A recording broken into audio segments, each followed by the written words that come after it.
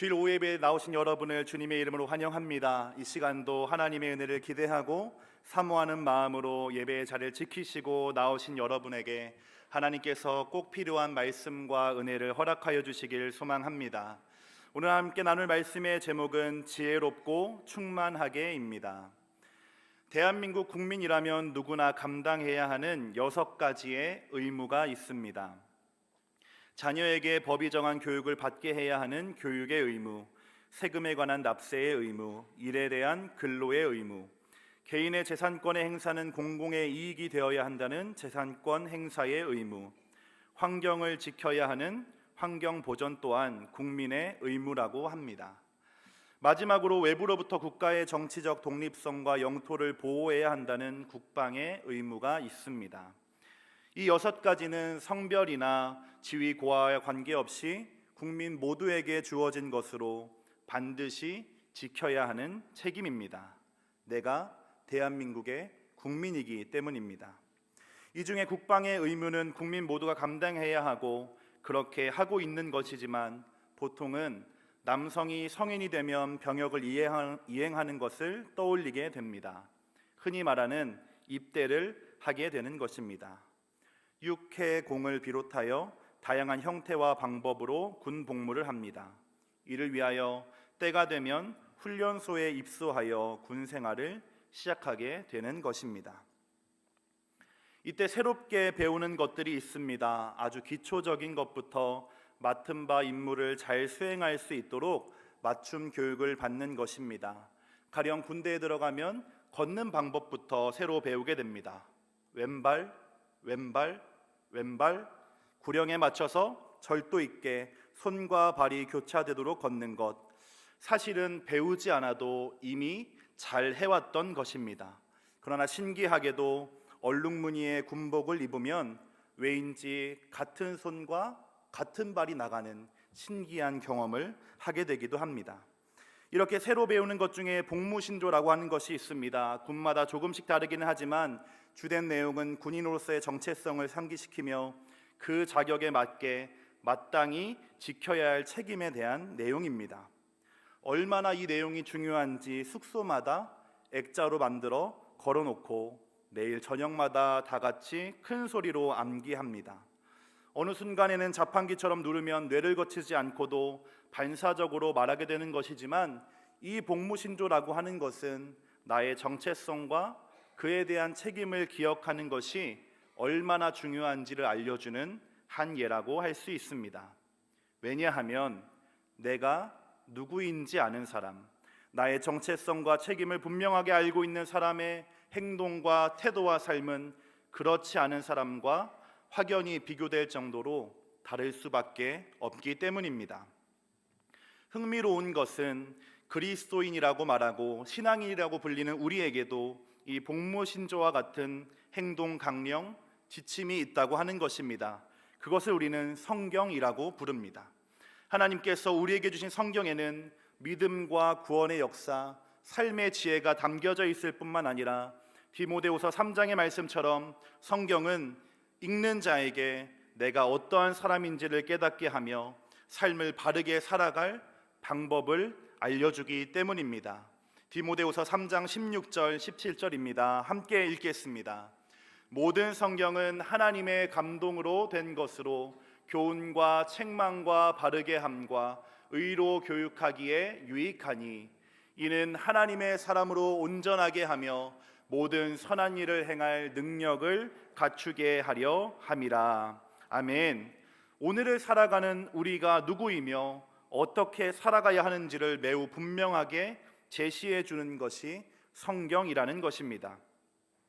오늘 함께 읽은 말씀인 에베소서는 그 가운데 대표적인 성도의 복무신조라고 할 수 있습니다.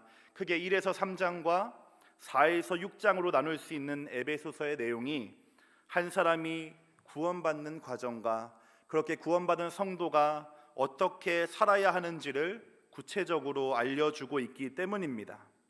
특별히 4장 17절부터 이어지는 내용들은 십자가의 은혜로 구원받아 새롭게 태어난 사람, 더 이상 이방인이 아니요 하나님의 자녀, 그리스도인이 된 사람이 어떻게 살아가야 하는가에 대해서 권면하고 있는 말씀입니다.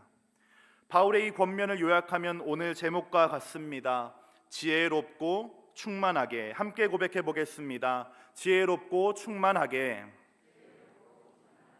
바울은 이제 막 믿음이 생기고 자라기 시작한 소아시아 교회들에게 믿음으로 구원받은 사람의 삶을 지혜와 충만이라고 하는 두 단어를 통하여 설명하고 있습니다. 이 권면이 무엇인지 이제 한 절씩 말씀을 살펴볼 때에 하나님 앞에서 살아가는 우리의 삶 또한 지혜롭고 충만한 삶이 되기를 간절히 소망합니다. 15절 말씀 함께 읽겠습니다. 그런즉 너희가 어떻게 행할지를 자세히 주의하여 지혜 없는 자 같이 하지 말고 오직 지혜 있는 자 같이 하여. 아멘.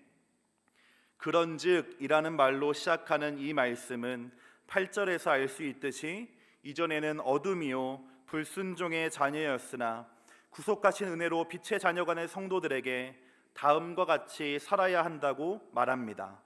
바울이 권하는 성도다운 삶의 첫 번째 모습은 무엇입니까? 바로 지혜롭게입니다. 따라해 보시겠습니다. 성도는 지혜로운 사람입니다.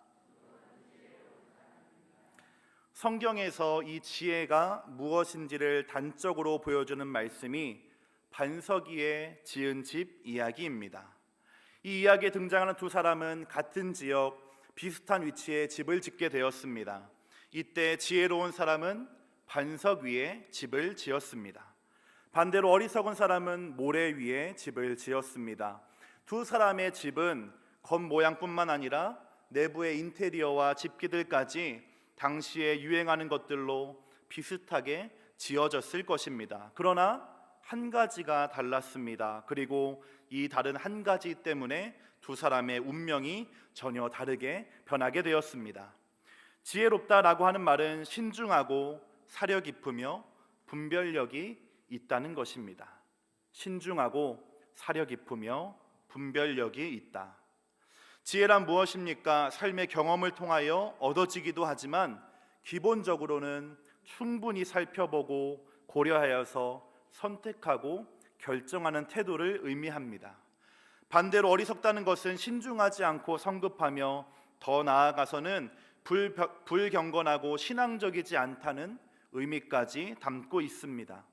그러므로 어리석다는 것이 단순히 무엇인가를 알지 못하거나 우둔하다는 것이 아니라 성급하고 신중하지 못하기 때문에 그의 삶과 행동과 태도가 불신앙적이며 어리석은 결과를 낳을 수밖에 없다는 뜻이 되는 것입니다. 바울이 첫 번째로 권면하는 지혜 있는 자와 같이 행하라는 것도 동일한 의미입니다. 15절 상반절을 보시면 어떻게 행할지를 자세히 주의하라라고 했습니다. 주의하다라고 하는 말의 어원은 살펴본다는 뜻입니다. 그래서 이 문장을 직역하면 어떻게 행할 것인지를 자세히 살펴보라가 됩니다. 그리고 이것이 바로 지혜 있는 자, 지혜로운 사람의 삶의 태도입니다. 조금 더 자세히 이 문장을 보면 지혜 없는 자와 같이 하지 말고라고 되어 있음을 알 수 있습니다. 무슨 뜻일까요? 하나님의 말씀과 복음을 듣고 믿음으로 구원받은 성도이지만 주의하여 살피지 않으면 어느 순간에는 지혜 없는 자처럼 행하게 될 수 있다는 것입니다. 하나님께서 지으신 새 사람이 되었으나 주의하지 않으면, 생각하지 않으면, 신중하게 살피며 살아가지 않으면 다시 열매 맺을 것이 없던 삶으로, 온갖 죄악을 행하며 살던 과거의 삶으로 회귀하게 된다라고 하는 것입니다. 그래서 바울은 성도에게 첫 번째로 지혜가 필요함을 가르치면서 계속해서 그렇게 살아가야 한다고 권면하고 있는 것입니다. 성도 여러분, 우리에게 구원을 항상 복종하여 두렵고 떨림으로 이루라고 말씀하셨습니다. 또한 그리스도께서 다시 오실 때까지 아무 흠도 책망받을 것도 없이 명령을 지키라고 하였습니다. 바울이 말하는 지혜는 단순히 이전보다 더 나은 선택을 하면서 살라고 하는 충고가 아닙니다.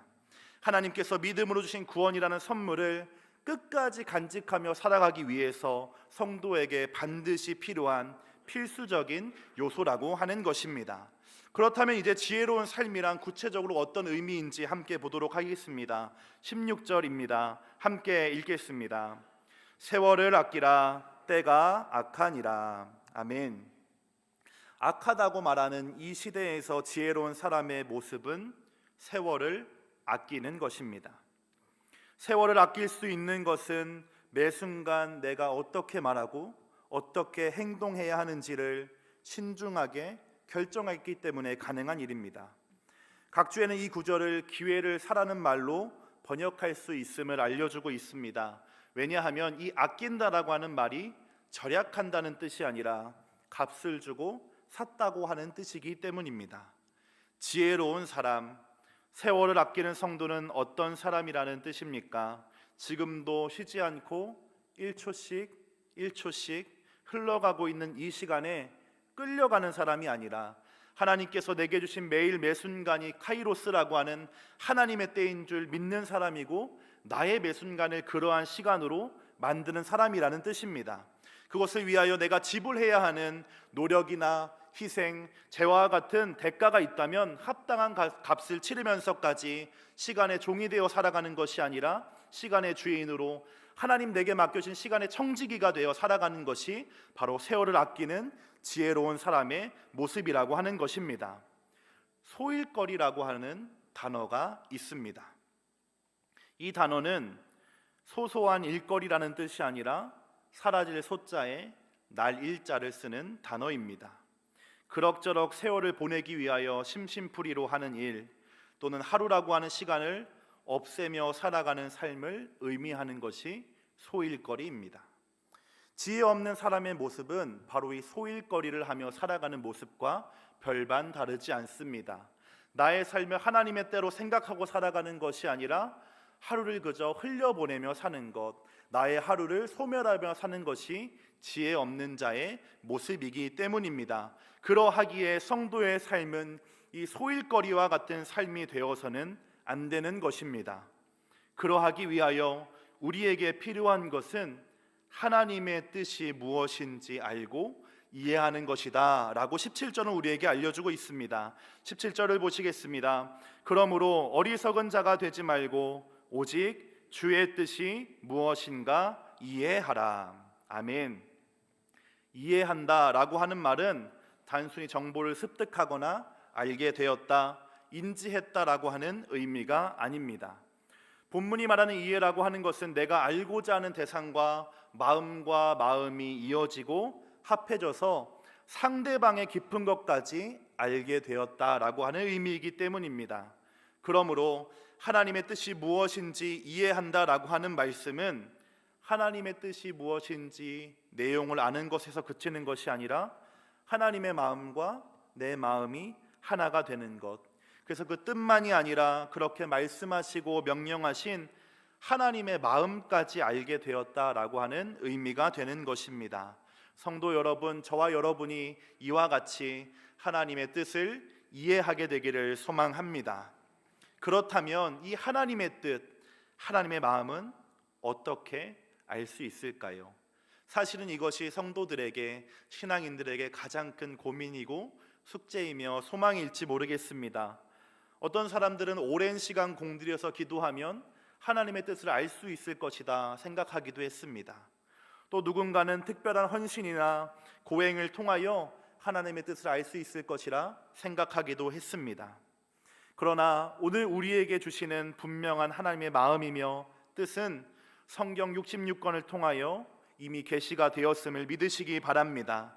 하나님의 뜻을 구한다고 하면서 친히 기록하신 편지와도 같은 이 말씀을 읽지 않고서 어떻게 알 수 있겠습니까? 하나님의 마음과 내 마음이 같아지기를 소망한다고 하면서 그분의 마음과 심장으로 써내려가신 이 말씀을 대면하지 않는다면 그것은 이치에 맞지 않는 말이 될 것입니다. 성도 여러분, 하나님께서 우리에게 주신 말씀을 가까이 하시기를 바랍니다. 특별히 다시 복음으로, 다시 말씀으로라는 표어로 함께 나아갈 올 한 해에는 다른 해보다 더욱 말씀의 은혜를 누리시고 그 안에 감추어져 있었던 보물과도 같은 하나님의 뜻을 발견하게 되시기를 소망합니다. 그리하여 하나님의 말씀이 꿀보다 더 달다고 한 시편 기자의 고백이 저와 여러분의 고백이 되고, 그래서 우리의 매일이 달콤한 하루가 되기를 간절하게 소망합니다. 이제 바울은 성도다운 삶의 두 번째 모습으로 이와 같은 말씀을 전하고 있습니다. 성도다운 두 번째 모습은 충만하게입니다. 함께 고백하겠습니다. 성도는 충만한 사람입니다. 18절 말씀 함께 읽겠습니다. 술 취하지 말라. 이는 방탕한 것이니 오직 성령으로 충만함을 받으라. 아멘. 성령으로 충만한 삶, 신앙인이라면 누구나 바라고 소망하는 모습입니다. 바울은 이 성령에 가득히 채우심을 술 취하고 방탕함과 대조하여 설명하고 있습니다. 왜냐하면 술 취함과 성령 충만 사이에는 비교할 만한 점이 있기 때문입니다. 당시의 그리스 문화의 사람들은 감정적인 기쁨과 또는 근심을 잊어버리기 위하여 술을 마셨다고 합니다. 현대인들이 술을 마시는 이유와 별반 다르지 않아 보입니다. 그런데 여기에 더하여 자신들이 믿는 신들과 깊은 교제를 나누고 신비한 지식을 얻기 위한 방법으로 술에 취했다고 하는 것입니다. 이러한 종교적 행동에는 항상 음주와 환란이 동반되었고, 결국에 절정에 이르러서는 황홀경에 빠지는 것이 당시에 아주 익숙한 문화였다고 하는 것입니다. 바울은 이렇게 그리스도 문화에 익숙한 에베소 지역의 성도들에게 하나님을 만나고 교제하며 영혼의 안식과 기쁨을 얻는 방법은 술 취하는 것이 아니라 성령님의 충만하게 하심이라고 가르쳐 주는 것입니다. 이 성령의 충만함은 성령 하나님에 의하여 가득히 채워짐을 의미합니다. 한때 한국교회에 유행했던 것처럼 성령님을 마치 도구인 것으로 착각하여 이리로 저리로 오고 가시라고 하는 것이 아니라 충만하게 하시는 주권이 하나님께 있음을 분명하게 알려주는 말씀입니다. 이러한 성령의 충만함은 가슴 벅찬 감독이나 감격 이상의 것임이 분명합니다. 성령 충만함에는 감정의 변화가 동반되기도 하지만 경우와 사람에 따라서 반드시 그러한 것은 아니기 때문입니다. 그렇다면 성령 충만함은 무엇이며 어떻게 하면 성령의 충만한 삶을 살 수 있겠습니까? 성경 곳곳 특별히 사도행전을 살펴보게 되면 성령 충만함이란 하나님의 함께하심과 다스리심이 나의 모든 삶에 가득히 채워진 것을 의미함을 알 수 있습니다. 성령 충만함이란 단순한 감정의 감격이 아니라 나의 모든 삶에 하나님의 함께하심과 다스림이 빈틈없이 채워진 상태라고 하는 것입니다. 어디를 가나 하나님이 나와 함께하시다는 사실을 인식하고 믿는 것, 성령 충만입니다. 무엇을 하든지 나를 통하여 하나님의 나라와 영광이 이루어지기를 바라며 행하는 것, 그것이 성령 충만한 성도의 모습이라고 하는 것입니다. 이렇게 하나님의 함께하심을 인식하고 소망하면서 행하는 충만한 성도는 다음과 같은 단계로 나아가게 됩니다. 19절입니다. 함께 읽겠습니다. 시와 찬송과 신령한 노래들로 서로 화답하며 너희의 마음으로 주께 노래하며 찬송하며. 성령 충만한 성도의 다음 단계는 하나님을 찬양하게 되는 것입니다. 성경은 찬양을 크게 세 가지 내용으로 나누어 설명하고 있습니다. 히브리어 바락은 하나님께서 베풀어 주신 은혜와 복에 대한 감사를 의미합니다. 할렐루야와 같은 단어인 할랄은 하나님의 성품과 역사, 은혜를 자랑한다라고 하는 뜻입니다. 야단은 상황을 넘어서서 하나님만을 신뢰하는 믿음의 고백입니다. 그러므로 찬양한다라고 하는 말의 의미는 하나님께 감사하고 그 하나님을 높여드리며, 더 나아가 하나님께서 나의 삶의 인도자이시며 주인이라고 하는 사실을 믿음으로 고백하는 것까지 포함함을 알 수가 있습니다. 그러니 성령 충만한 성도에게 찬양이 넘치는 것은 아주 당연한 일일 것입니다. 바울은 여기에 서로 화답하라라고 하는 내용을 추가합니다. 나만 충만하고 나만 은혜 받아서 기쁨으로 사는 것이 아니라 서로의 믿음을 지켜봐주고 서로의 믿음을 칭찬해주며 인정하면서 함께 세워져 나가는 것이 건강하고 바람직한 교회 공동체의 모습이기 때문입니다. 이렇게 마음과 입술에 찬양과 노래가 있는 사람, 이러한 성도들이 맺는 열매는 감사입니다. 20절 말씀을 함께 읽겠습니다. 범사에 우리 주 예수 그리스도의 이름으로 항상 아버지 하나님께 감사하며. 아멘. 감사는 신앙의 대표적인 시금석입니다. 평소에 나의 말과 생각에 감사가 있느냐, 그것이 신앙의 상태와 수준을 알려주기 때문입니다. 바울은 이 감사의 두 가지 조건을 제시하고 있습니다. 바로 범사와 항상이라고 하는 조건입니다. 범사는 모든 일, 모든 상황이라는 뜻입니다. 항상은 언제나라고 하는 시간입니다. 우리가 해야 할 감사, 성도가 하나님께 드려야 할 감사는 시간과 상황에 관계없이 언제나 항상 반드시 드려져야 한다는 것입니다. 왜냐하면 우리가 감사할 수 있는 이유, 근거가 분명히 있기 때문입니다. 예수 그리스도의 이름으로입니다. 아멘. 우리가 감사할 수 있는 이유, 때론 그러하지 못한 상황일지라도 언제나 우리가 감사할 수 있는 근거가 무엇입니까? 바로 예수 그리스도의 이름입니다. 진정한 성도의 감사는 상황이 나아지고 감사할 만해져서 드리는 것이 아니라, 그리 아니하실지라도 낙심되고 어려운 날들을 지나갈 때라도 하나님 나의 삶에 충만하게 함께 하신다고 하는 믿음 때문에, 나를 위하여 골고다 언덕 올라가시고 십자가에 죽으신 예수님의 사랑 때문에 감사할 수 있어야 한다는 것입니다. 우리 함께 고백해 보도록 하겠습니다. 나는 예수님 때문에 감사합니다. 나는 예수님 때문에 행복합니다. 나는 예수님으로만 만족합니다. 아멘. 이러한 믿음과 고백이 저와 여러분의 날마다의 고백이 되기를 소망합니다. 그래서 범사에 항상 감사하는 저와 여러분이 되기를 소망합니다. 이제 마지막으로 21절을 보시겠습니다. 바울은 지혜롭고 성령 충만한 성도의 삶의 모습을 21절의 9절로 마무리하고 있습니다. 21절의 말씀 함께 읽겠습니다. 그리스도를 경외함으로 피차 복종하라. 아멘. 한 번 더 읽겠습니다. 그리스도를 경외함으로 피차 복종하라. 아멘.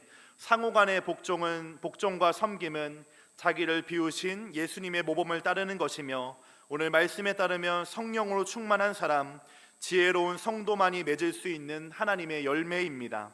그러하기에 교회의 복음이라고 불리는 이 에베소서에서 살펴본 지혜로움과 성령의 충만하심이 상호간의 낮아짐과 상호간의 복종으로 귀결되는 것은 매우 마땅한 일일 것입니다. 왜냐하면 주님께서는 우리 각 사람을 성도이며 교회로 부르셨을 뿐만 아니라 예수님의 몸인 이 교회 공동체가 될 수 있도록 인도해 주셨기 때문입니다.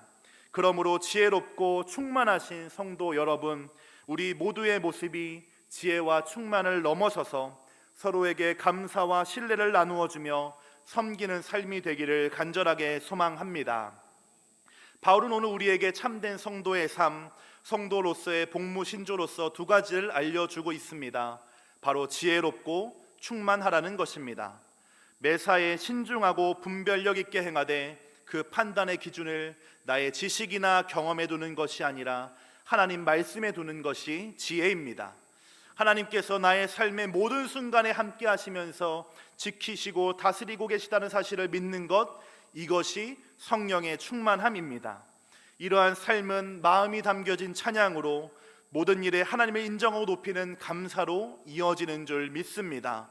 마지막으로 이와 같은 지혜롭고 충만한 성도가 도달해야 하고 맺어야 하는 열매는 상호간의 복종이며 섬김의 열매입니다.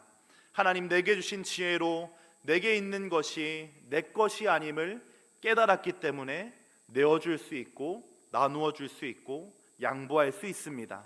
하나님께서 내 삶의 모든 영역에 함께하고 계시고 다스리고 있다는 사실을 알기 때문에 어떠한 상황에서도 감사할 수 있어서 더 낮은 자리로 나아가게 되는 것입니다. 사랑하고 존경하는 충무중앙의 성도 여러분, 하나님께서 주신 은혜 안에서 언제나 지혜롭고 성령 충만한 삶을 사시는 여러분 되시기를 바랍니다. 특별히 올 한 해에는 말씀 속에 보물을 찾는 기쁨이 넘쳐나서 서로의 보물을 자랑하게 되는 우리 모두가 되기를 간절하게 소망합니다.